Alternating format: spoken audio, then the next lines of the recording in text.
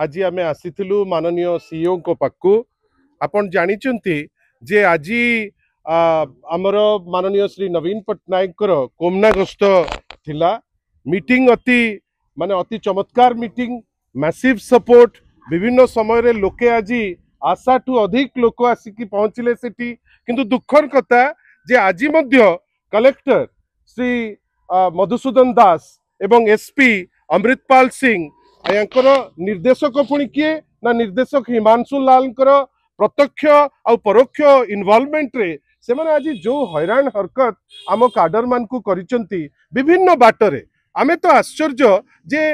बाड़ हेकरी तुमे खेत को खाइब विभिन्न समय रे तमर दायित्व जे तमे रहिच नियम कानून को केमती बैलेंस्ड वे रे ताकू कैरी आउट करिवो ताकू बैलेंस तो दूर कथा आपण जानी जानी करी आमर कर्मी आमर लोक जो माने विभिन्न आड़ू छुटिकी आसुतांती जो माने सब आसी पहुंचवा पाई उत्सुक तांती जानी सुनिकरी तांकू हैरान करी गाड़ी को अटकई विभिन्न जगह तांकू मिसबिहेव करी विभिन्न जगह तांकू धमकई ए दमन लीला गतकाली राति आरंभ होईची बंधुगण ये कंप्लेंट करबा पाई आमे बाध्य हलु एथि पाई ना पुलिस वर्तमान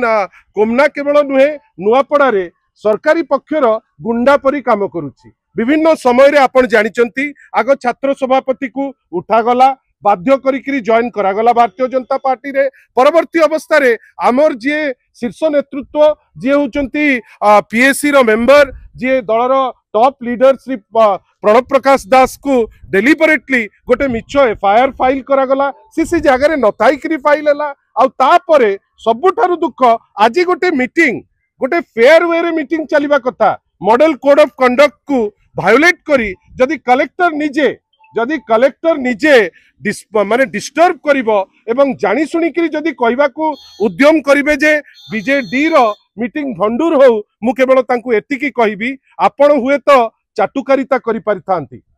माने श्री मधुसूदन दास को आमर केवल टिप्पणी जे आपण चाटुकारिता करुथाई पारंती किंतु लोके भल पांती बीजेडी को लोके भल पांती नवीन बाबू को नेचुरली ए निर्वाचन आमर निर्वाचन आपण बीजेपी रो जदी हातबारी से भाबुथिबे जे बिजु जनता दल रो किछि प्रॉब्लम हबो से प्रॉब्लम हबो नाही किंतु जो टाइप रो वायोलेशन करूचंती निजे कलेक्टर महोदय जे डिस्ट्रिक्ट इलेक्शन कमिटी रो जे सर्वोच्च कर्मकर्ता आमे आसीथिलु सीईओ को पाखरे तांको विषय रे कंप्लेन करिबा पाई सीईओ गोटे पेशेंट हियरिंग देले एवं इमीडिएटली ता ऊपर तर्जमा करी एक्शन नेबे बेली हमको निर्भर प्रतिश्रुति दैछंती धन्यवाद। न्यूज ओडिशा लाइव प्रतिटी मुहूर्तर लाइव खबर आपणंक पाए।